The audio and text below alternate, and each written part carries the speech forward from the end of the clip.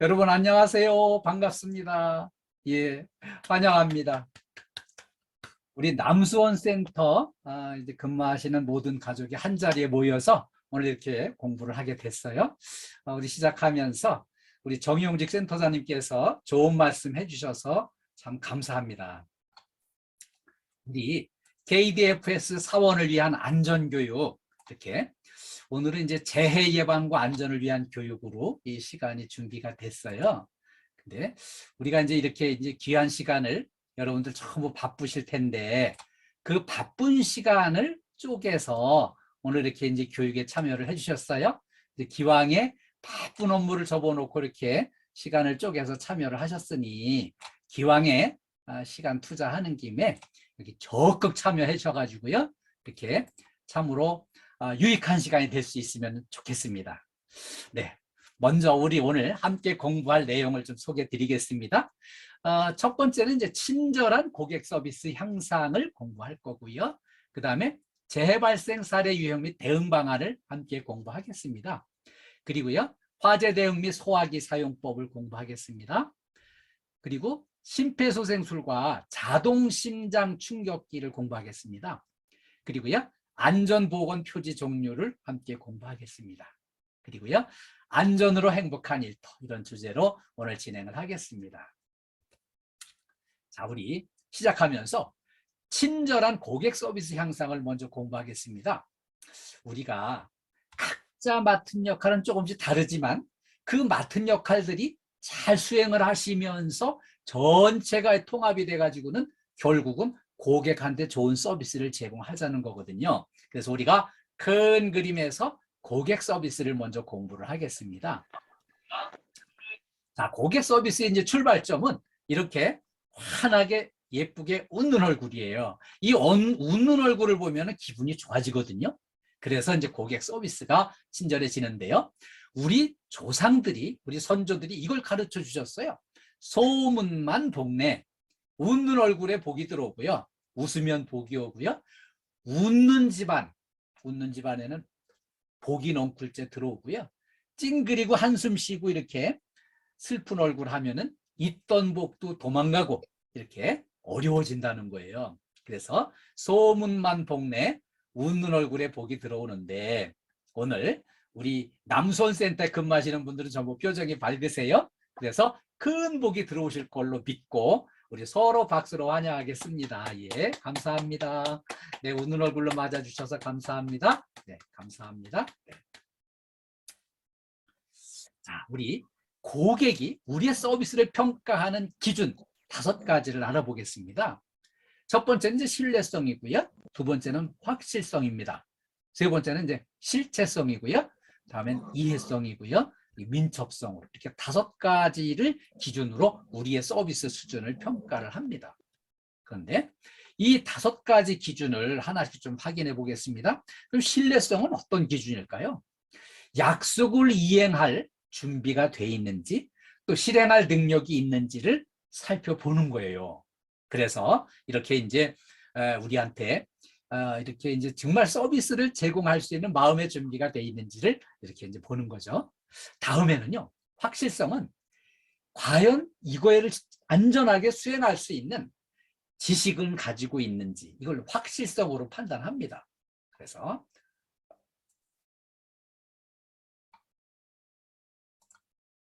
네, 여기 이 확실성은 지식을 가지고 있는지 아니면 예절을 갖추고 있는지, 이런 것들을 종합적으로 보면서 신용할 수 있겠다 판단하고요. 신뢰감이 간다, 이런 것들로 평가를 합니다.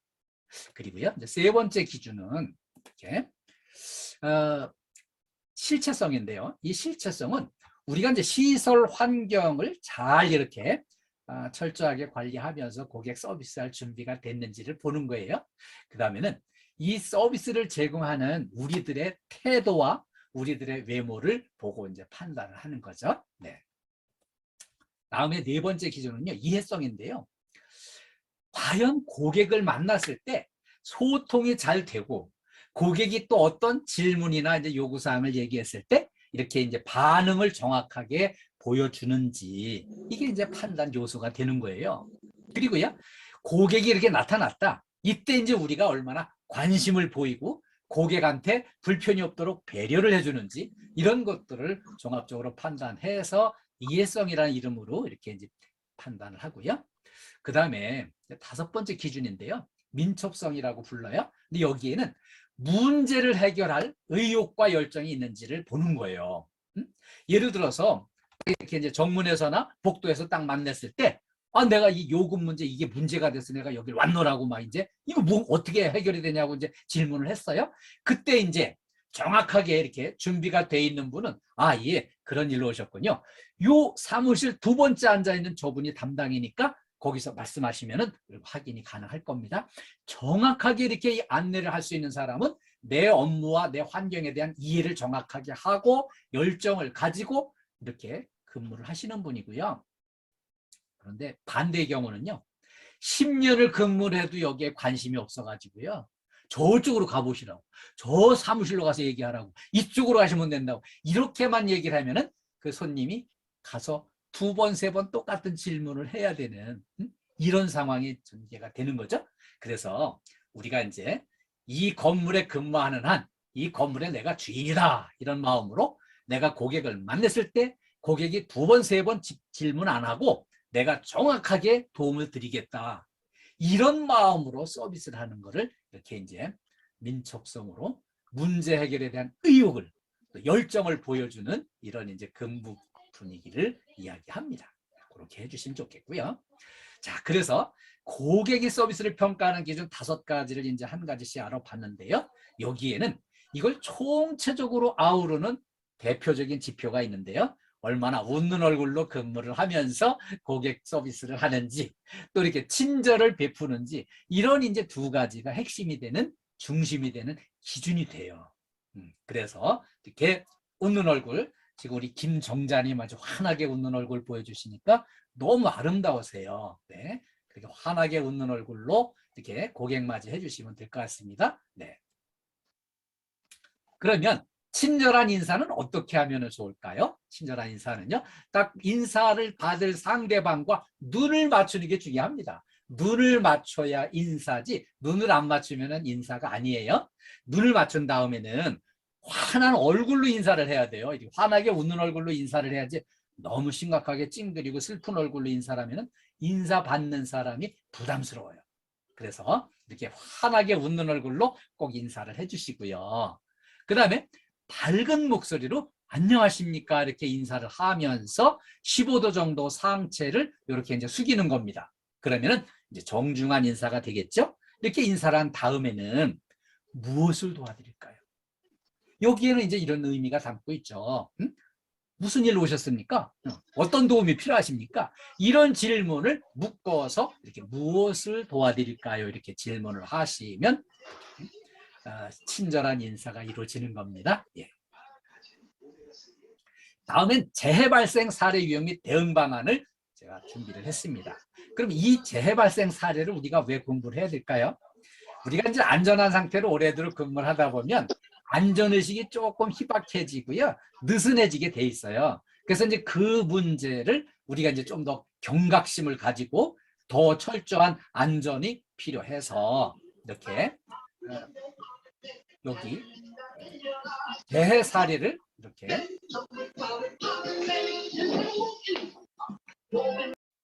네, 재해 사례를 대형 재해 사례를 같이 한번 알아보는 걸로 하겠습니다. 네. 이 재해는요. 오늘 소개해드린 재해는 작은 촛불 하나가 거대한 한 도시를 통째로 삼켜버린 대형 참사가 있었습니다. 이 대형 참사는요. 이렇게 초대형 폭발 사고가 있었는데요. 이리역 참사 사례를 같이 알아보겠습니다. 때는 이제 45년 전이었어요. 1977년도 11월 11일 날 저녁 때였는데요. 이때 이리역에 화물열차가 도착을 했는데요. 이 화물열차에는 다이나마이트를 1250상자를 이렇게 탁 싣고 이동을 하는 중이었어요. 인천을 출발해서 광주를 향해 가는 중에 이리역까지 이제 도착을 한 거예요. 근데 여기 이 위험물을 싣고 이렇게 왔는데 여기 한국 화약에서 신부일 씨가 이제 호송을 담당해가지고 이 화약을 싣고서 이제 쫙 지금 가는 중이었는데 지금은 이 한국 화약이 이름이 한화로 바뀌었어요. 그런데 이 신물씨가 여기 이력에 딱 들어오니까 이력에서는 아니 이 위험물을 실을 차는 빨리 통과를 시켜줘야 되는데 이력의 영무원이 아 이거 저 우리 추운데 고생하는데 뭐 막걸리 값이라도 없냐 뭐 이런 식으로 이제 봉투를 요구를 했는데 준비가 안 돼 있으니까 기다리라 딱 차단을 한 거예요. 그러니까 이제 이 신문씨는 답답한 마음에 이제 그 역 앞에 나가서 식당에 가서 이제 저녁을 먹고 소주를 한 병 마시고 이러고 이제 다시 화양열차에 화물열차에 이제 승차를 했어요. 승차되고 보니까 열차 안에가 너무 어두우니까 양초에다 불을 붙여가지고요. 이 양초를 그냥 화약 상자 위에다가 세워놨습니다. 근데 이거를 세워놓고 이렇게 이제 추운데 조금 이제 쉬고 있다 보니까 이제 여기서 어마어마한 사건이 시작이 됐죠. 그래서 이제 이 양초를 화약 상자 위에다 세워놓으니까 촛물이 녹아내리고 막 이게 쓰러지면서 화약 상자에 불이 붙어버렸어요. 근데 이 불을 끌려고 해도 끌 수가 없으니까 그냥 아이고 이거 화약 폭발하겠네 하고서는 살자고 이제 내튄 거죠. 그래가지고 이 어마어마한 폭발이 일어났는데요. 이 이력의 깊이는 15m, 직경 30m의 큰 웅덩이가 파이면서 여기 주변에 열차들이 막 날아가고요. 그리고 여기에서 역 반경 500m 이내에 있는 건물들이 다 막 무너져 내렸습니다. 그래서 이렇게 이제 엄청난 피해가 났는데 인명 피해가 이제 1,402명이 인명 피해가 났어요. 그리고요. 여기 상상을 초월하는 이제 초대형 역대급 피해가 일어났는데요. 피해 가옥이 7,600여 동이 그냥 막 망가지고 그랬어요. 그래서 여기서 이재민이 발생을 했어요. 내 집에 당장 들어가서 잠을 못 잘 이 이재민들이 1674대가 이제 이재민이 발생을 했는데 7,800명이 이제 학교, 체육관, 강당 이런 데로 전부 다 이제 그 피난을 갔어요. 이 엄청난 사고 속에서도 이제 호기심을 유발하는 별난 뉴스가 전달이 됐습니다. 여기 이제 아시는 대로 하추나 이주일씨 사진인데요. 그 이리역 근처의 극장에서 하추나 쇼가 진행이 되고 있었어요. 근데 이 폭발 사고로다가 이 극장의 2층이 그냥 통째로 무너져 내려가지고 여기 뭐 사상자가 속출하고 아수라장이 됐습니다. 근데 이 순간에 하추나 씨가 노래 부르다가 딱 이제 기절을 했는데 이렇게 이제 이주일 씨가 사회 보는 사람이었는데 이 양반이 하추나 씨를 들쳐 업고 내달려가지고 이렇게 병원에 가서 우리 하추나 씨 좀 살려달라고 이렇게 이제 갔다가 부탁을 했어요. 근데 이때 의사가 딱 진단을 해보니까 하추나 씨는 깜짝 놀라서 이렇게 까무러치고 졸도를 했다가 이제 깨어나가지고 보니까 타박상만 좀 입은 정도였는데 정작 이주일 씨는요 머리가 깨지고 막 여기 피가 흘러가지고 온몸이 피 덩어리가 돼버렸어요. 그러니까 이제 의사가 딱 보기에는 이 하추나 씨가 이제 급한 게 아니라 당신이 더 급하다. 빨리 치료받아야 된다. 그래가지고 이제 막 그 사진을 찍고 이렇게 이제 치료를 하고 이렇게 이제 들어갔는데 이 소식이 전달이 된 거예요. 본인은 더 많이 다쳤으면서 하추나 씨를 살리겠다고 남을 먼저 배려하고 남을 생각하는 이주일 씨의 이타심이 뉴스를 타고 딱 전달이 되면서 이렇게 이제 위기의 빛을 발하는 미담이 돼버린 거죠. 그러다 보니까는 이제 그때까지만 해도 이주일 씨는 완전히 그 이름도 없는 사회자였었는데 이렇게 이제 이타심이 강한 최고의 의리의 남자라고 소문이 나가지고요. 이 양반이 그때 이제 팍 떠버렸어요.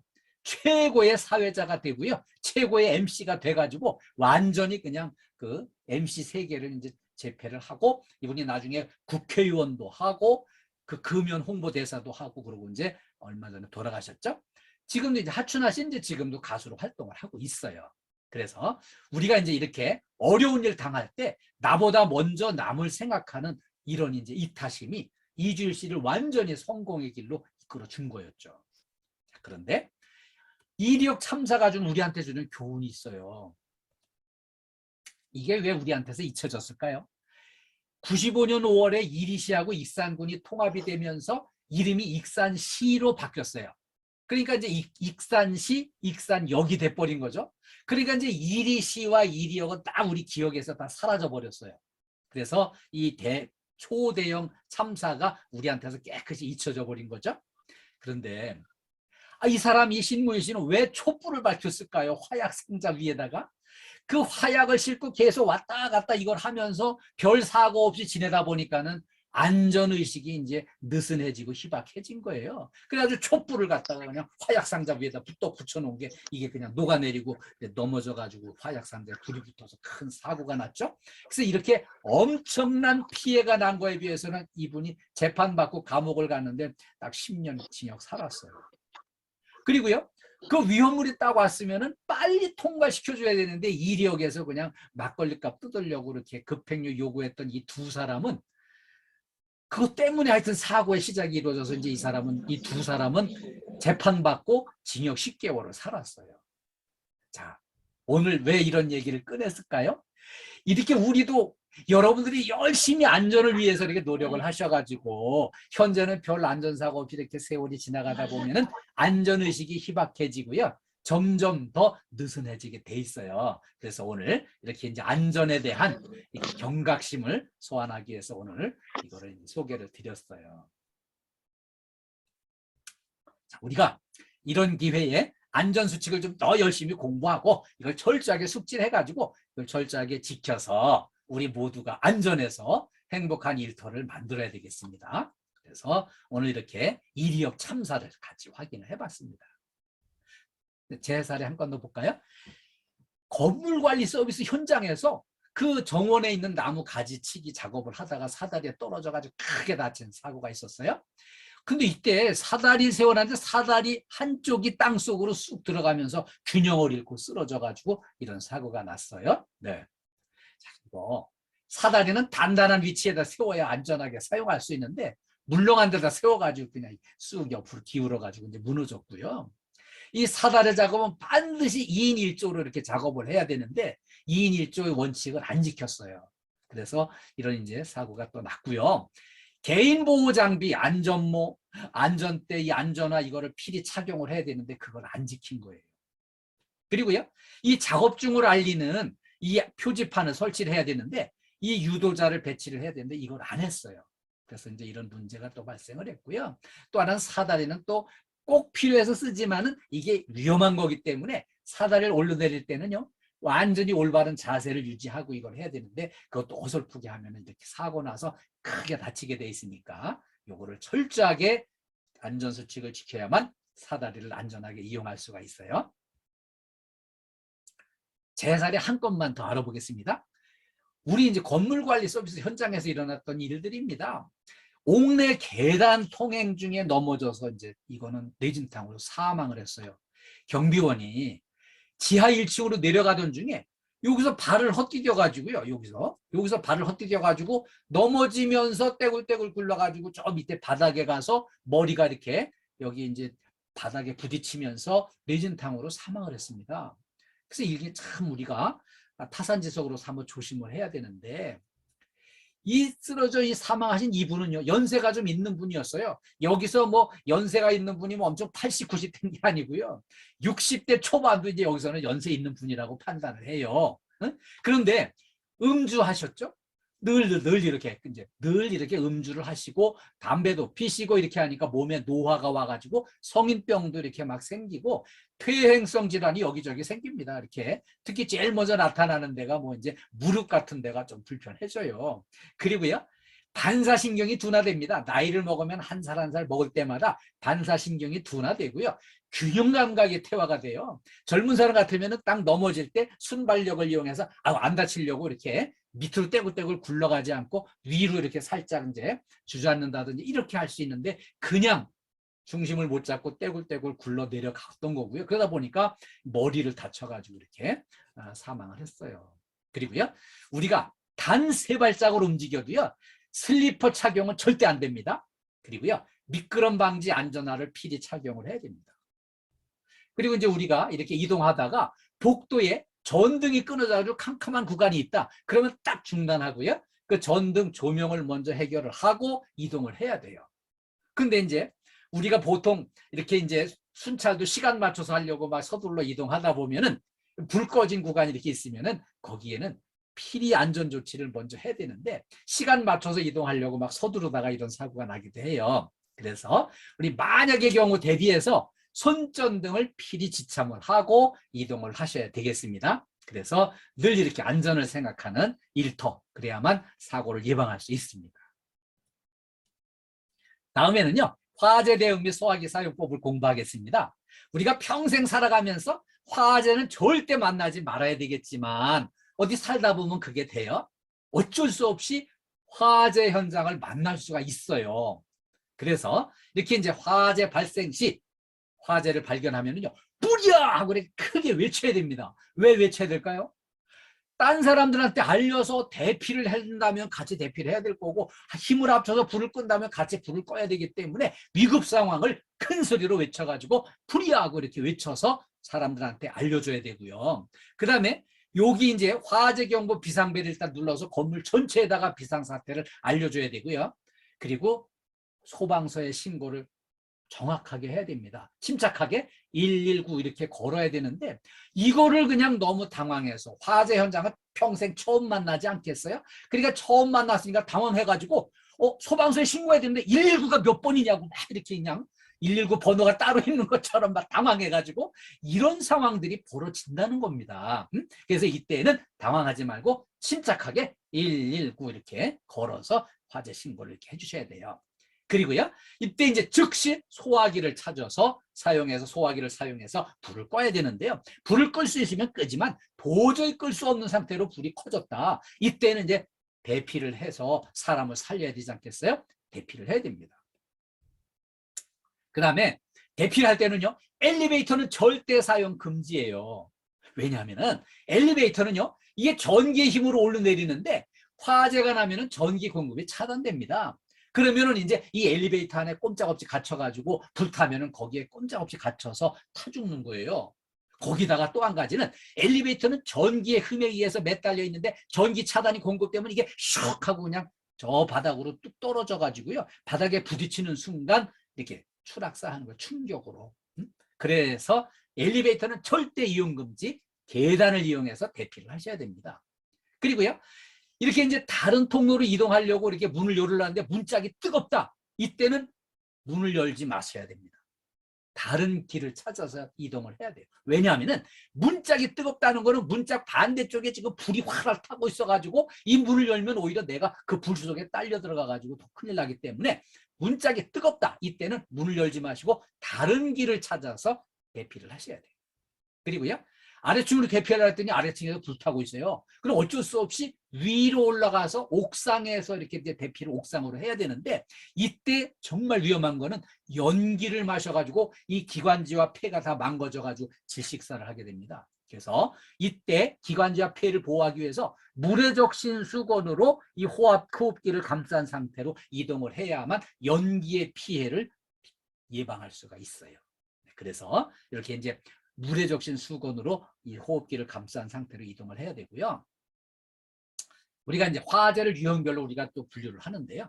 이렇게 종이, 섬유, 나무 이런 거 막 타는 게 이게 이제 일반 화재로 A급 화재로 구분합니다. 그 다음에 유류 화재를 B급으로 이제 분류를 하고요. 그 다음에 전기 화재를 C급으로 분류를 해요. 근데 제가 이제 A, B, C급을 왜 설명을 드렸나 하면은, 우리가 흔히 사용하는 소화기에는 이제 ABC 소화기라고 붙어 있는데, 그 ABC 소화기가 바로 이 세 가지 유형의 세 가지 분류의 ABC급 그 화재를 동시에 다 쓸 수 있다고 하는 그 표시되는 걸 그걸 기억을 해주세요. 그래서 화재 ABC급에 사용 가능한 분말 소화기가 우리 주변에 이게 사방 설치가 돼 있어요. 사무실마다 있잖아요. 그런데 그 분말 소화기에는 가압식과 추가압식으로 이렇게 구분이 돼요. 그런데 이 추가압식은 이 시계처럼 생긴 요 압력계가 여기 설치가 돼 있어요. 그리고 이 가압식은 이 압력계가 없어요. 그런데 이 가압식은요, 생산 중단된 지가 23년이 됐어요. 그래서 이거는 비치가 돼 있어도 이거는 낡아서 쓸 수가 없는 겁니다. 위험한 겁니다. 그래서 이렇게 이제 우리 KT 건물에는 전부 추가압식으로 교체가 다 완성됐어요. 근데 이거를 왜 가압식이 위험하다는 걸 말씀드리냐면은, 우리 KT 건물 말고 여러분의 동네 주변 집 이웃 이런 데서 이런 이제 압력계가 없는 가압식 소화기가 눈에 띄면은, 아, 이거는 낡아서 못 쓴다, 이거 교체해야 된다, 이거를 필히 주변에 알려주셔야만 여러분의 위험을 예방할 수가 있는 거예요. 그리고요, 여기 이제 분말 소화기 여기 추가압식에 이제 이렇게 이 압력계가 이렇게 이제 설치가 돼 있으면은요, 요 바늘이 요 녹색 위치에 가 있어야만 쓸 수 있는 정상이에요. 그런데 요 눈금이 여기 가 있지 않고 엉뚱한 데 가 있다. 그러면은 이거는 쓸 수가 없는 거기 때문에 충전을 하든지 교체를 하든지 해야만 위급 상황에 쓸 수 있다는 걸 요걸 기억을 해 주셔야 돼요. 그리고요, 우리 소화기 사용 요령을 대략은 알고들 계실 거예요. 그런데 안전을 위해서 확실하게 한 번 더 공부하겠습니다. 1단계는요, 이렇게 요 동그란 고리처럼 생긴 요거를 안전핀을 쑥 뽑는 게 1단계예요. 1단계 안전핀을 뽑는다. 그 다음에 2단계는요, 노즐을 요거를 잡고요. 이 소화액 그 나가는 거를 이제 불꽃을 향해서 이걸 딱 잡아줘야 됩니다. 이걸 안 잡아주면은 그냥 이게 소화액이 나오면 막 휘둘러 가지고 사고만 나거든요. 노즐을 잡고 불꽃을 향하는 게 2단계예요. 그 다음에 이제 3단계는요. 우리가 안전핀을 뽑았기 때문에 이 손잡이를 움켜쥘 수가 있어요. 그리고 이걸 움켜쥐면은 이 소화액이 이렇게 이제 쫙 뿜어져 나옵니다. 그러면 소화액을 사용해서 불을 끄는데, 이때 중요한 거는 바람이 분다면은 바람을 등지고 서야 됩니다. 바람을 등지고 서야만 불꽃이 나를 향해 오지 않고 내 소화액이 정확하게 전달이 되기 때문에 바람을 등지고 쓰되, 비로 쓸듯이 앞에서부터 차근차근히 소화액을 뿌려서 불을 꺼주셔야 돼요. 네, 이렇게 해서 소화기 사용 요령 3단계까지 알아봤습니다. 그다음에 심폐소생술과 자동 심장 충격기를 같이 공부하겠습니다. 이거 왜 공부해야 되냐면요, 우리가 위급 상황에 사람을 살릴 수 있고요. 그 다음에 내가 남을 살리겠다는 마음이 있어야 나도 살려줄 수 있기 때문에.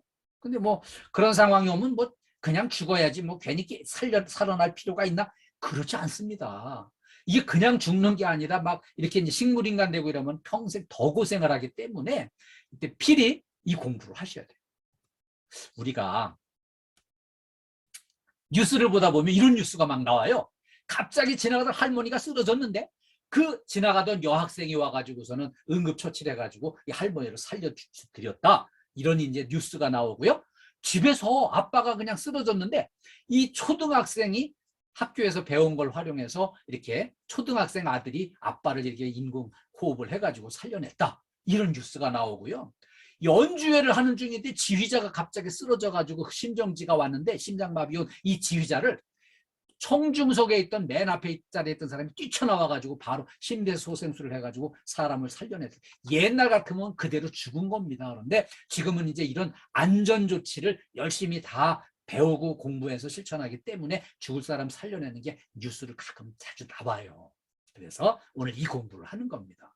근데 이런 상황이 벌어지기 위해서는 이 생존사슬이라는 필수적인 5단계가 서로 유기적으로 이렇게 연계가 되는 게 필요한데요. 이렇게 심정지 환자를 살리기 위해서는 미리 예방하는 운동요법을 한다든지 하는 거 하고, 조기에 발견해서 이런 걸 시행할 수 있는 마음의 준비도 필요한 거고요. 그 다음에 2번째는 이제 그런 상황이 왔을 때 신속하게 신고하는 게 또 필요하고요.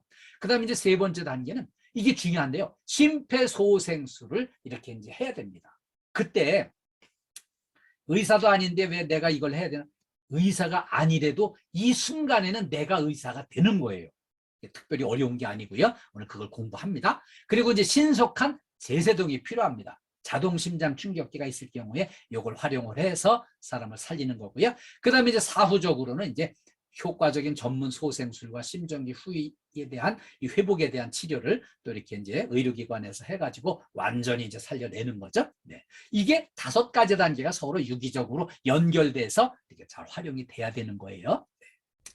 그런데 이거 직장에서 내가 동료를 살리기 위해서만 공부하는 게 아니에요. 왜냐하면은 이 질병관리청에서 이 통계 자료를 발표를 했는데요. 이 심장마비로 쓰러지는 심정지 환자가 제일 많이 발생되는 장소가 가정에서 이루어진다고 합니다. 이 가정에서.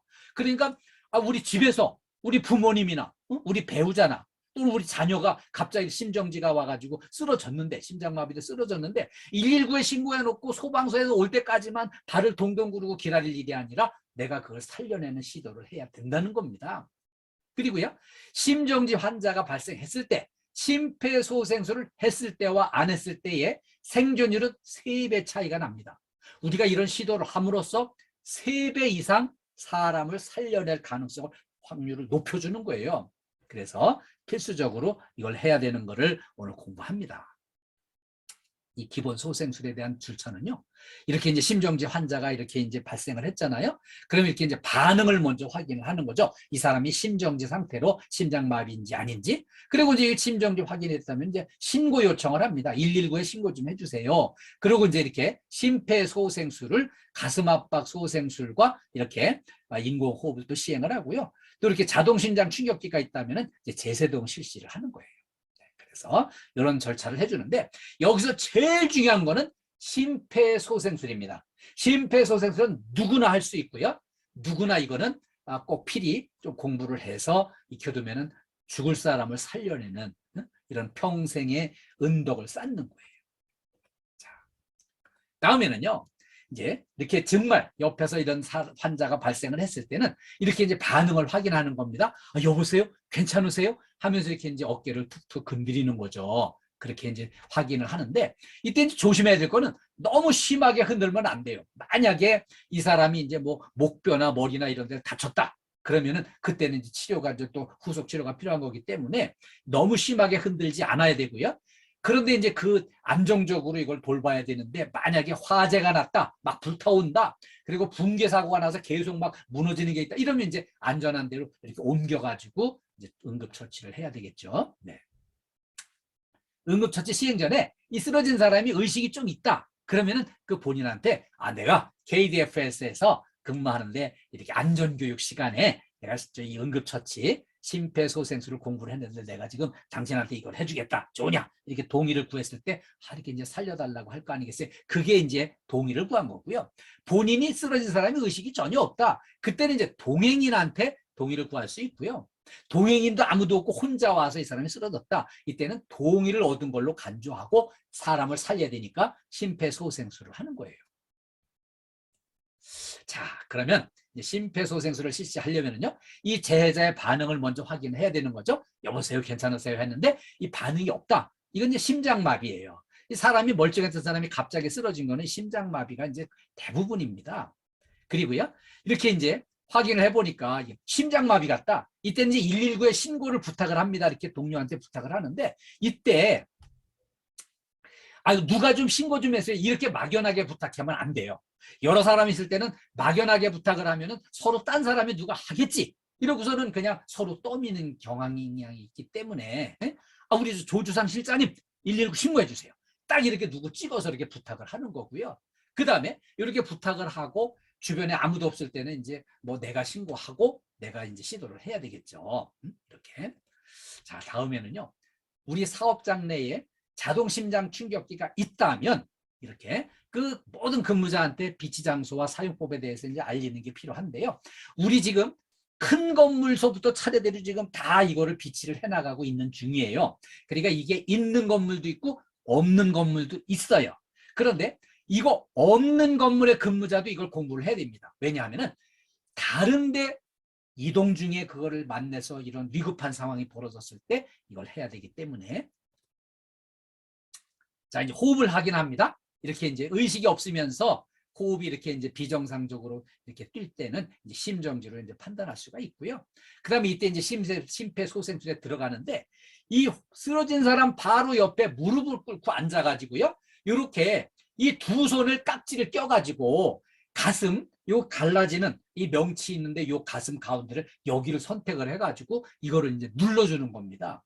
그래서 이렇게 이제 손가락이 가슴에 닿지 않도록 딱 이렇게 완전히 꺾어가지고 이렇게 이제 눌러서 이렇게 이제 인공 호흡을 시키는 거죠. 이렇게 가슴 압박을 해가지고요. 이 압박하는 속도는 분당 100회에서 120회니까 1초에 2번 정도 이렇게 누르는 건데요. 그 누르는 깊이는 5cm를 눌러줍니다. 이 손가락 2마디 정도 되는 깊이예요. 이 깊이만큼 눌러주는 겁니다. 그런데 이거를 이 원리를 잘 모르시는 분은 이거를 꽉 눌러주면 효과가 있을 걸로 생각하고 꽉 누르려고 하는데 누르는 것보다 오히려 눌렀다 들어올릴 때 효과를 본다고 생각하시면 정확하게 인공호흡이 이루어집니다. 왜냐하면 이게 눌렀다가 들어올리는 순간에 이 혈류가 심장에 잘 전달되도록 이완시켜주는 그 순간에 이렇게 이제 혈액이 흐르는 거기 때문에 그 혈류가 잘 흐르게 하기 위해서는 누르는 것보다 들어올리는 게 더 중요하다. 이렇게 기억하시면 정확하게 이 가슴 압박 소생술을 할 수가 있어요. 그리고요, 또 이제 가슴 압박 소생술에 이제 곁들여서 이렇게 이제 인공호흡을 만약에 해야 될 필요성을 느꼈다. 그때는 인공호흡 방법은 턱을 들어 올리고 이마를 뒤로 젖혀줍니다. 이건 왜 그런가 하면은 요 기도가 열리게 하기 위해서, 이 기도가 열려야만 바람이 들어갈 수 있겠죠. 그 다음에 요때에 중요한 거는 코를 막아줘야 됩니다. 코를 막아줘야만 입에 공기를 집어넣어줬을 때 코로 새 나오지 않고 폐로 들어가게 하기 위해서는 이렇게 코를 잡아주고요, 막아주고요. 그 다음에 이거를 입에다가 공기를 불어넣어줄 때 가슴이 부풀어 올라야 정상이기 때문에 가슴이 부풀어 오르는지 눈으로 확인해 가면서 인공호흡을 실시를 하시는 거예요. 네. 자, 그래서 이렇게 이제 만약에 두 가지를 동시에 한다면은 가슴 압박 30회, 여기에다가 인공호흡 2차례, 이런 식으로 해서 5주기씩 반복해서 이제 교대로 실시를 하면 살려내는 겁니다. 네, 그래서 살려내기 위해서 이제 시도를 해야 되는데, 이 심폐소생술을 중단하는 때는 언젠가 하면은요, 이 재해자가 쓰러졌던 사람이 호흡을 순환이 정상적으로 회복이 됐을 때 이제 중단해도 되겠고요. 의료기관 종사자가 와서 도착해가지고 인수인계가 이루어졌을 때는 이제 중단할 수 있죠. 그 다음에는 내가 너무 지쳐가지고 힘들어서 더 이상 할 수 없겠다. 이때는 이제 나도 살고 봐야 되니까 조금 쉬어가지고 이렇게 시행을 또 바로 이어서 이제 하는 거예요. 네. 자, 그러면 또 하나 이제 자동 심장 충격기를 좀 공부를 해야 되겠습니다. 이걸 이제 자동 제세동기죠. 이 심정지 상황이 왔는데 가만히 딱 확인을 해보니까 이 심실세동이 왔을 때는 이제 일정량의 전기 충격을 가해가지고요, 심장의 리듬을 정상적으로 회복을 시키는 이 장비예요. 이 심실세동은요, 이 심장이 벌럭벌럭 이렇게 뛰어야 되는데 그게 정상인데, 이 심장이 정상적으로 박동을 하지 않고 그냥 가만하게 떨리고만 있는 상태가 이게 이제 심실세동이라고 그래요. 자, 그러면 이런 상황이 왔을 때는 일단 시작은요, 이 저 충격기에 여기 파란 스위치, 요 온오프 스위치, 요 파란 스위치를 눌러주면은 이제 시작이 되는 거예요. 그런데 이거를 이제 너무 어렵게 생각하지 마세요.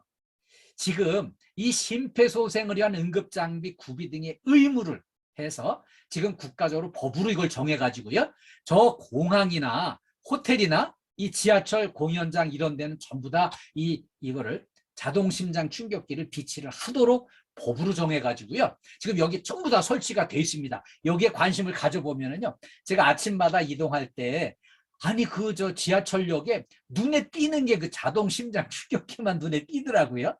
그래서 이제 그게 여기는 이게 여기 설치되어 있구나, 이걸 확인할 수 있고요. 그래서 우리 KT 건물도 큰 건물서부터 이렇게 지금 차례대로 다 설치를 비치를 확장을 해 나가고 있는데, 그 우리 건물에 아직 없다고 해도 이렇게 이제 이런 그 비치되어 있는 건물에서 일이 벌어졌을 때는 그걸 사용할 수 있는 용기가 필요한 거예요. 이거 여러 번 사용해 본 사람 아무도 없습니다. 용감한 사람, 과감한 사람들이 이런 시도를 해서 사람을 살릴 수 있는 거예요. 자, 자동 심장 충격기를 사용해 본 적이 없어서 망설여질 수 있어요. 나 그거 한 번도 안 해봤는데 그 사람 죽을 불랑 말랑 하는 사람을 내가 어떻게 손을 대 겁나서 못하겠어, 이런 생각을 하는 분이 계세요. 근데 이때는요, 이 전원 버튼만 작동을 시켜주면 거기서 안내방송이 아주 정확하고 친절하게 딴 이렇게 나옵니다. 그 안내방송 나오는 대로 지시에 따라서 시행만 하면은 누구든지 할 수 있도록 돼 있어요. 네, 그래서 이거를 절대 겁내지 말고 용감하고 과감하게 시도를 하셔야 돼요. 그래야 사람을 살립니다. 자, 제일 처음에 전원을 켜줍니다. 전원 스위치를 딱 눌러주는 게 이제 중요하고요. 그 다음에 이 패드를 가슴에다 이제 붙여주는데, 이 패드에 붙여주는 방법은 패드 1번은 오른쪽 빗장뼈 바로 아래 요 위치다가 붙여주고요. 두 번째 패드는 여기 왼쪽 젖꼭지 옆에 겨드랑이 밑에 여기다가 이제 붙여줍니다. 왜 여기다 붙여주는지 원리를 이해하면 쉬워요. 우리의 심장이 바로 요 가운데, 요 바로 가운데 여기 심장이 여기 있어요.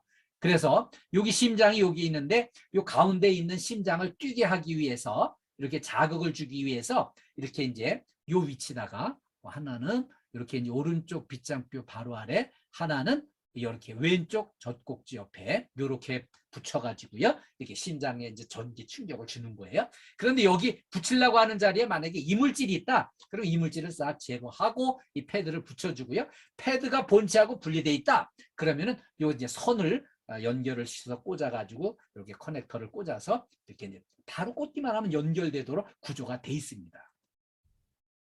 그러면은요, 이걸 딱 이렇게 이제 꽂아서 연결이 되면 이렇게 이제 심장 리듬을 분석해가지고 이제 그런 안내가 나와요. 아, 이거 이제 확인해 봤더니 제세동이 필요합니다. 이런 안내가 이제 나올 수 있는데요. 이때 사람들이 막 걱정되니까 막 이렇게 여보세요 이제 정신 차리라고 막 이렇게 여러 사람이 덤벼들어서 흔들면 안 됩니다. 이때는 사람들이 딱 손을 띄고 떨어져 있어야만 이 충격기가 자동심장 충격기가 요거를 딱 진단을 해가지고 안내 방송을 정확하게 해줍니다. 이렇게 제세동이 필요한 경우에는 이제 이 기계가 스스로 에너지를 충전을 해요. 그 다음에 이제 자동심장 충격기의 스위치가 이렇게 깜빡깜빡 합니다. 이거 제세동 버튼인데 요거를 딱 눌러주면 이렇게 가동이 되는 거죠. 그래서 이때 이제 전기 충격이 가해지는 이 상황일 때 이렇게 이제 음성 지시에 따라서 이걸 해야 되는데 주변 사람들이 여기에 이제 쓰러진 사람한테 접촉이 되지 않도록 이 분리를 시켜줘야 되고요. 그러면 이게 이제 2분마다 이걸 다시 이렇게 이제 심장 리듬을 반복해서 이제 분석을 합니다. 그래서 2분간 이렇게 조치를 한 다음에는 또 제세동을 한 다음에는 또 가슴 압박을 또 이렇게 실시를 하고 교대로 조치를 하는 거죠. 그래서 이제 그 119 구급대가 왔을 때, 의료기관 종사자가 왔을 때 인수인계가 이루어질 때까지는 일단 살리기 위한 시도를 하면 이렇게 사람을 살릴 수 있고요. 근데 이거를 겁을 내고 무서워 두려워서 그냥 이렇게 119 신고해놓고 소방관 올 때까지만 그냥 기다려가지고 안 됩니다. 그때는 사람을 살려야 되는데 아니 우리 가족이 지금 쓰러져 있으면은 그 어떻게 그냥 이렇게 그냥 발을 동동 굴리고 기다리기만 하겠어요. 살릴 수 있다면 확실히 살려야 되겠고요. 그 다음에 직장에서도요. 내가 동료가 쓰러졌다면 동료를 내가 기꺼이 살려야지 이런 이제 이타심을 가지고 하겠다는 마음이 있는 사람이 동료한테 도움을 받을 수 있는 거예요. 그래서 우리가 이거 절대 두려워하지 말고 이런 걸 이제 실행을 해야 될 경우가 왔을 때는 반드시 실천을 해주세요. 다음엔 안전보건 표지 종류를 공부하겠습니다. 이 안전보건 표지 종류를 왜 공부를 할까요? 우리의 안전을 위해서 여러 가지 안전 표지를 전부 설치를 해줬는데 그걸 내가 판독을 못하고 이해를 못해가지고 그거를 이제 활용을 못한다면은 나한테 위험이 닥치는 거기 때문에 이렇게 안전보건 표지 종류를 공부를 하는 거예요. 근데 안전보건 표지 종류는요 5가지가 있어요. 이 5가지 유형이 있는데요.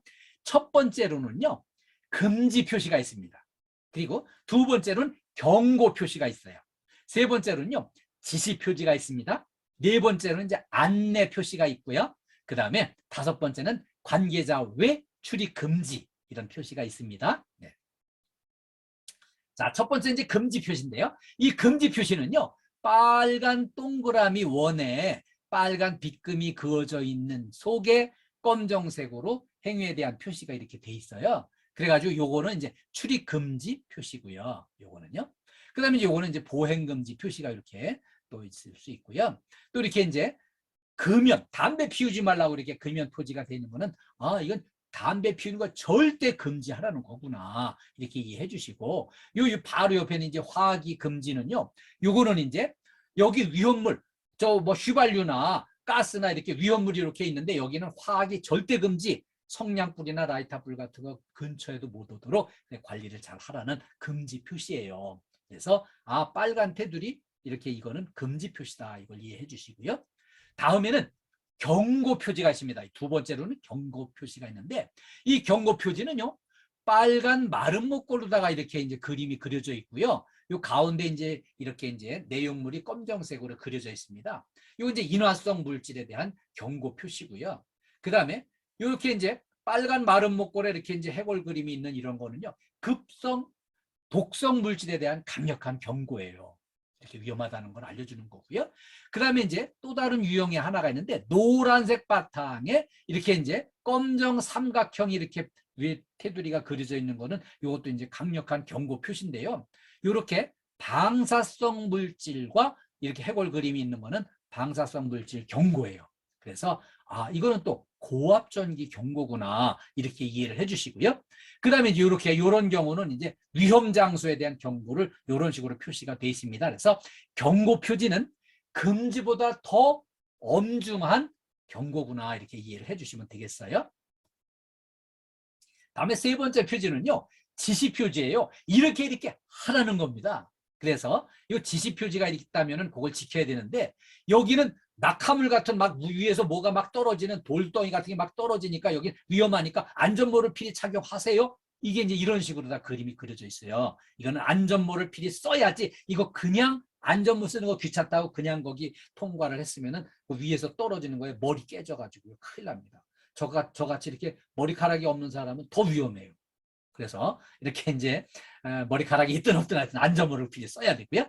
그 다음에 여기 보면 이제 귀마개를 착용하라고 이런 그림이 있어요. 여기는 소음이 굉장히 심하게 일어나니까 귀를 필히 막아서 귀를 보호를 해야 됩니다. 이거를 그냥 귀마개를 안 하면은 이 소음 때문에 귀가 어두워지고 귀가 망가지게 돼 있어요. 그 다음에 이렇게 이제 보안경을 착용하라고 하는 이런 이제 표지가 있을 수 있는데요. 이 보안경 착용 구간은요. 그런 이제 뭐 락스 같은 화공약품을 사용을 해서 뭔가 작업을 하고 이럴 적에 그게 튀어가지고 내 눈에 들어가면 이렇게 완전히 내 눈이 실명이 될 수 있으니까 보안경을 착용하라고 하면 귀찮고 갑갑해도요. 이 보안경을 필히 착용을 하고 거기에 이제 접근을 해야 내 눈을 안 다치고 일할 수 있는 거예요. 그리고요. 이 방독 마스크 착용하라고 하면은 방독 마스크를 필히 착용을 하셔야 되고요. 그 다음에 이런 이제 안전복 착용 또는 이제 안전장갑, 안전화 착용 이런 지시가 있을 때는 이거를 필히 지켜야만 안전하게 일할 수 있는 거고요. 네. 자, 이제 네 번째는요. 안내 표지예요. 안내 표지는 이제 그야말로 알려주는 거죠. 알려주는 건데 이거는 이제 위급 시의 상황, 그 위급 상황에서 이걸 활용을 하라는 거죠. 그래서 요 이제 응급 구호 설비가 있는 곳은 이런 표시가 있고요. 들것, 구호를 위한 들것이 있는 곳은 이런 표시가 있고요. 이 세안 장치가 있는 곳은 이런 표시가 있습니다. 그리고 이제 비상용 기구가 있는 곳은 이런 표지가 있고요. 네. 다음에 이제 비상구 표지가 이렇게 이제 나타날 수 있고요. 좌측에 비상구가 있다, 오른쪽에 비상구가 있다 이런 표지가 있을 때 요거를 잘 이렇게 안전 표지를 활용을 하시면 좋겠고요. 우리 최근에 이렇게 우리 저 평택 빌딩에서 이제 이런 작업을 했어요. 비슷비슷한 창고가 여러 개가 이렇게 쫙 있는데 여기 내용물이 뭐가 있는지 비상사태에서 어떻게 해야 되는지 이걸 전혀 모르면 어떡하겠어요. 그래서 이렇게 여기 이제 내용물은 뭐고 위급 시에는 어떤 대처를 해야 되는지 이런 것들을 자세하게 안내하는 이런 안내 표지를 이렇게 이제 전부 설치를 해가지고요. 이번에 이렇게 이제 상반기 종합평가 때 좋은 칭찬을 들었어요. 그래서 이렇게 박수 쳐드리고 싶고요. 그다음에 여기 이제 주차장 입구에 이 높이가 얼마나 되는지 몰라가지고서 여기 들어가다가 사고 나면 곤란하니까 여기에다가 이제 주차장 통과 높이를 이렇게 보기 좋게 이제 설치를 했어요. 그래가지고 사고를 예방을 해서 이렇게 이제 안전을 위해서 이런 조치를 했는데 우리가 이런 걸 또 보고 이걸 이해를 하고 활용을 하는 게 필요하겠죠. 다음에 다섯 번째 그 저 안전 표지 종류로요. 관계자 외 출입 금지 표시가 있습니다. 이거는 허가 대상 물질 또 이렇게 성면 또 이제 발암 물질 이런 걸 취급을 하는 장소에 관계자 외에는 여기 출입하지 마세요. 관계자는 그 책임자는 여기에 안전 조치를 하고 출입이 가능하지만 이렇게 관계자가 아닌 사람은 안전 조치가 안 돼 있기 때문에 여기 접근하면은 여기 들어가면은 큰일 납니다 하는 이런 안내기 때문에 이거를 이해하시고 필히 관계자 외에는 출입 금지구나. 나는 여기 들어갈 자격이 없구나. 이렇게 그걸 판단하시고 여기 이제 미리 조심을 하셔야 됩니다. 자, 우리가 안전으로 행복한 일터를 만들기 위해서 같이 공부하겠습니다. 근데 우리 최근에 정말 이렇게 열심히 공부하는 모범 사례를 하나 준비를 해 사진을 가져왔는데요. 이거 이제 북포항 빌딩에서 이제 북포항 빌딩 그 직원들이 아침 조회하면서 공부한 내용이에요. 여기 보니까 우리 일하러 왔다. 우리 어영부영 시간 때우지 말자. 긍정, 긍정, 긍정 이렇게 하면서 혹시 일하는 거 귀찮고 하기 싫을 때는 우리 집이다 생각하고 우리 열심히 일하자. 이제 이런 내용들이 이렇게 전부 기록이 돼 있었어요. 그리고 우리 기왕 하는 이제 대충 하면 또 해야 되니까 좀 철저하게 하자. 기본은 하고 살자. 좀 힘들더라도 이런 이제 내용들로 우리 아침에 조회를 하면서 우리 한번 힘내자. 해보자 이런 걸로 해서 이렇게 이제 사기, 진작, 동기부여 이런 분위기로 서로 마음을 합쳐서 열심히 일하는 사례를 오늘 간단히 소개를 드렸어요. 네. 자, 인류의 행복을 위한 황금률입니다. 행복을 위해서 필히 기억을 해야 될 사항인데요. 남에게 대접을 받고자 하는 대로 내가 먼저 남을 대접을 하라는 거예요. 그래서 그냥 이렇게 이제 우리 또 일상적으로다가 직장 동료들 만나면 뭐 이번에 뭐 좋은 일 있다며 한턱 쏘게 이 사람에서 서로 그냥 남한테 한턱 쏘라고 맛있는 거 사라고 요구만 잔뜩 하지 내가 사겠습니다 하고 이렇게 나서는 사람은 없잖아요. 이게 인생의 황금률이에요. 그래서 대접을 받고 싶으면 먼저 대접을 하는 거예요. 자, 그러면 안전을 위한 황금률입니다. 교통규칙, 내가 지킨 만큼 내가 교통 현장에서 보호를 받을 수 있는 겁니다. 그래서 교통규칙을 철저히 지키자는 거고요. 그 다음에 또 이렇게 이제 제철 과일, 신선 식품, 신선 야채, 신선과일 이런 거를 많이 이렇게 섭취를 하고 신선한 공기도 많이 섭취를 해야 내 몸 건강 유지하는데 큰 도움이 되는 겁니다. 네. 그리고요. 자, 이렇게 체력 관리도 열심히 해야 돼요. 오늘 재해 사례에서 봤잖아요. 체력 관리를 제대로 안 하니까 그냥 중심을 잃고 계단에서 쓰러져가지고 떼굴떼굴 굴러 다쳐가지고 막 이렇게 사망하고 그러면은 본인도 큰일이지만 옆에 있는 동료들도 얼마나 큰 충격이겠어요. 그래서 체력 관리를 위해서 틈틈이 운동도 하시고 또 이렇게 걷기 운동도 하는 거 참 좋아요. 걷기 운동이 왜 좋은가 하면은요. 저도 이렇게 이제 강의자료 만들고 엄청 머리 복잡해가지고 막 머리카락이 다 빠지고 엄청 이렇게 머리 복잡한데요. 이거 막 하다가 걷기 운동을 1시간쯤 이렇게 이제 걷기를 하면은 몸도 머리 아픈 게 다 회복이 되고요. 생각이 정리가 돼요. 아, 이거 복잡한 거는 요렇게 끌고 나가면 되겠다 이런 것들이 딱 정리가 돼서 건강에도 도움이 되고요. 체력 관리 열심히 하시는 만큼 결과는 정직하게 되돌아온다는 거 기억해 주시고요. 그 다음에 안전을 위해서 이런 안전 장비를 이제 지급을 받았으면 이거를 사용이 필요한 것을 필히 이걸 사용을 해서 내가 안전 수칙을 잘 지켜야만 그 안전 수칙으로 인해서 내가 이렇게 안전하게 근무할 수 있고 행복한 일터가 되는 거예요. 그래서 우리 이렇게 안전 수칙을 지키는 건 결코 남을 위해서 하는 게 아니에요. 나 자신을 위해서 하는 겁니다. 내가 먼저 안전하고 내 동료가 안전하고 KT 고객이 안전하고 우리 가족이 안전해서 모두가 행복해질 수 있는 거기 때문에 안전수칙 내가 지킨 만큼 내가 행복해진다는 거 꼭 기억해 주시고요. 그 다음에는요. 이렇게 행복을 위해서는요. 먼저 남한테 듣고 싶은 인사 내가 먼저 하는 거예요. 아, 감사합니다. 수고 많으셨습니다. 이 인사를 내가 받고 싶을 때 먼저 동료한테 하면은 동료도 나한테 인사를 해주실 거고요. 그 다음에 섬김을 받고 싶을 때 내가 먼저 동료를 섬기고 고객을 섬기는 거예요. 가족을 섬기고요. 그러면 이제 행복해집니다. 당연히 그 반대급부로 되돌아오는 그 섬김이 있을 거 아니겠어요? 그 다음에 옆에 있는 분들을 밝고 환하게 긍정적으로 행복하게 만들기 위해서 내가 먼저 웃는 얼굴 만들고 먼저 행복을 위해서 노력하면은요. 상대방도 나에게 그런 이제 답신을 보내주시게 돼 있어요. 그 반응을 보여주는 걸로 인해서 내가 웃는 얼굴로 내가 행복하고 동료들이 행복해지게끔 내가 먼저 시도를 하고 행복을 위해서 먼저 노력하는 게 필요해요. 안전이 행복인데요. 이 안전이 남을 위한 행복, 안전이 아니에요.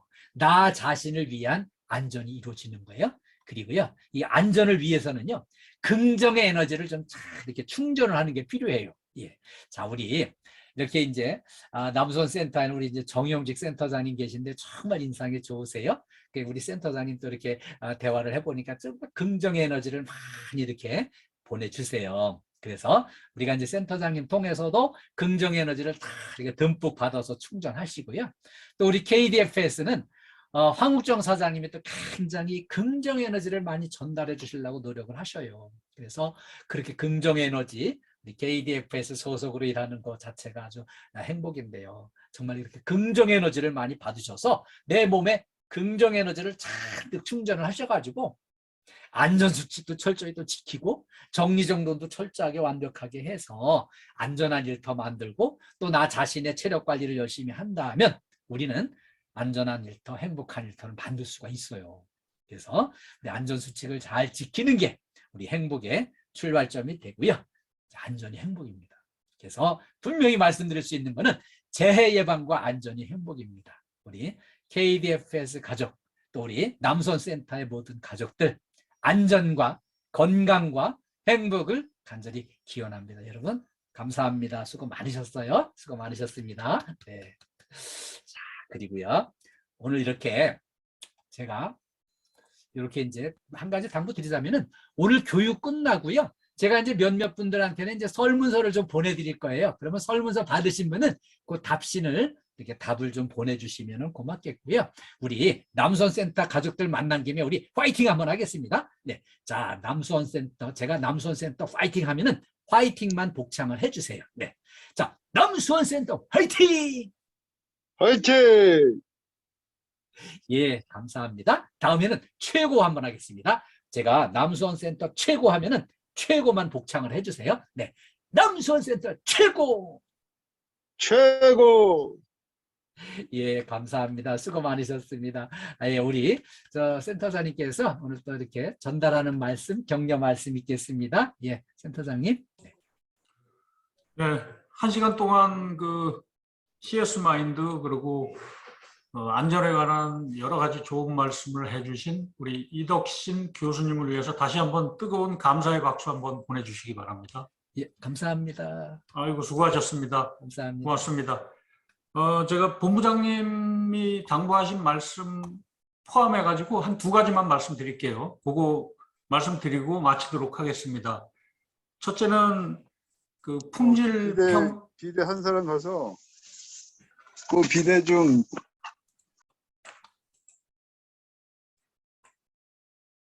네, 그 품질 평가에 관련된 사항인데요. 상반기에 저희가 준비를 많이 했음에도 불구하고 바로 옆 동네로 가가지고 이제 평택이 그 품질 평가를 받았다는 거는 여러분들도 잘 아실 거예요. 근데 하반기에는 아마 우리 그 남수원 센터 중에 어느 한 빌딩이 될지는 모르지만 하여튼 확률이 굉장히 높거든요. 그래서 늘 하반기 이제 한 9월경으로 예상을 하는데 그때까지 긴장의 끈을 놓치지 말고 품질 평가 준비를 해 주십사 하는 말씀을 드리고 싶습니다. 근데 그건 특별히 하는 것이 아니고 항상 우리가 현재 하고 있는 일상의 업무를 충실하게 하는 거, 그렇게 충실하게 하다 보면 자연스럽게 품질 평가 준비는 완벽하게 됩니다. 그래서 그런 기본 마인드만 좀 염두에 두시고, 그다음에 2번째로 이제 요거는 그 본부장님이 아주 강하게 부탁을 하셨는데 우리 직장 내에서 갑질을 근절해 달라는 그런 말씀이 있으셨어요. 근데 갑질이라는 거는 이거는 제가 볼 때 상하 간에만 있는 것이 아니고 동료 간에도 있을 수가 있고 선후배 간에도 있을 수가 있고 그다음에 성별 간에도 있을 수가 있고 노소 간에도 있을 수 있습니다. 그런데 갑질이 발생하는 가장 큰 원인은 상호 존중이 안 되는 거예요. 상호 존중이 안 되는 거는 제가 볼 때 상대방이 무엇을 말하고 있는데 그 말을 경청을 안 하고 이해를 안 하기 때문에 이런 일이 생기는 거거든요. 그래서 제가 그 부탁을 드리고 싶은 거는 상대방이 어떤 말을 하더라도 그 의견을 존중을 하고 이해를 하고 공감을 해주고 그러다 보면 제가 볼 때 직장 내에서 갑질은 저절로 근절이 될 것이다. 그래서 우리 이덕신 교수님이 말씀하신 소문만복래 항상 우리가 웃으면서 직장 생활을 하다 보면 이런 그 갑질 문화는 없어질 것이다라고 확신을 합니다. 그래서 이 2가지 꼭 여러분들이 염두에 두시고 일을 해주시길 부탁드리고 다시 한번 말씀드리지만 지금 우기철이거든요. 그래서 비 오는데 여러분들 안전 항상 조심하시고 늘 하고 있는 일 하시면서 내가 작업복 제대로 챙겼는지 안전모 제대로 챙겼는지 그 확인을 하시고 열심히 일해 주시기를 부탁드리겠습니다.